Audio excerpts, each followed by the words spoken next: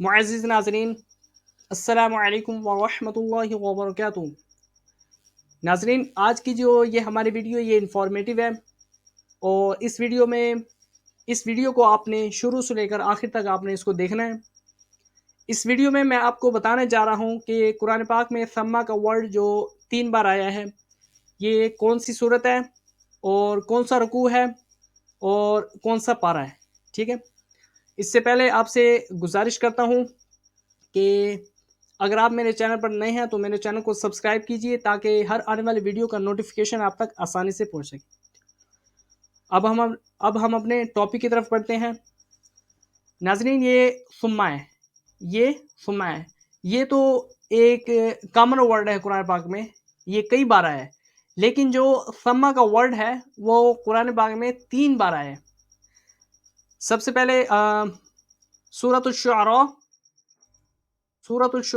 19واں سپارہ، سورۃ الشعراء 19واں سپارہ اور آیت نمبر 45، اس میں ثم کا کلمہ آیا ہے، ٹھیک ہے۔ میں اس آیت کو پڑھوں گا۔ بسم اللہ الرحمن الرحیم وَأَزْلَفْنَا ثَمَّ الْآخَرِينَ۔ یہ دیکھو، یہ ثم ہے۔ اب یہاں پر ثم لکھا ہوا ہے، لیکن دیکھ کے پڑھنے کے باوجود بھی لوگ اس کو کم لوگ غلط پڑھتے ہیں، باقی یہ نظر آ جاتا ہے، ٹھیک ہے۔ یہ چھوٹا سا کلمہ ہے، یہ نظر آ جاتا ہے، اس کو 50% جو لوگ اس کو غلط پڑھ جاتے ہیں، ٹھیک ہے۔ یہ ثم ہے، اس کو آپ نے یاد رکھنا ہے، ٹھیک ہے۔ وَأَزْلَفْنَا ثَمَّ الْآخَرِينَ، 19واں سپارہ، سورۃ الشعراء، آیت نمبر 45، اور سیکنڈ میں ہے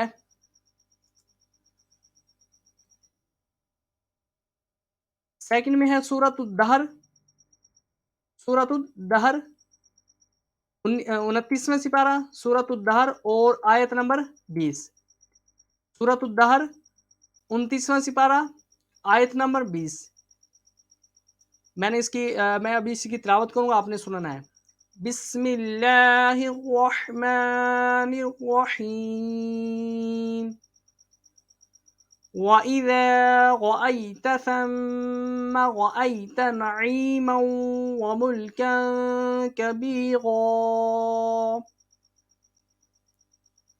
یہ دیکھو، یہ ثم ہے، ٹھیک ہے، اس کے اوپر زبر ہے، یہ بھی آپ نے یاد رکھنا ہے۔ یہ 29واں سپارہ، سورۃ الدہر، اور رکوع نمبر اس کا پہلا رکوع، سورۃ الدہر 29واں سپارہ اور آیت نمبر 20، ٹھیک ہے۔ اب ہم تیسرا دیکھتے ہیں۔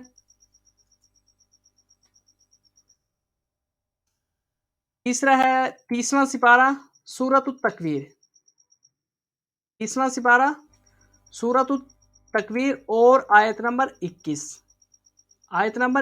سورۃ التکویر، 30واں سپارہ، اور یہ ایک ہی رکوع کی صورت ہے، ٹھیک ہے، یہ ایک ہی رکوع کی صورت ہے۔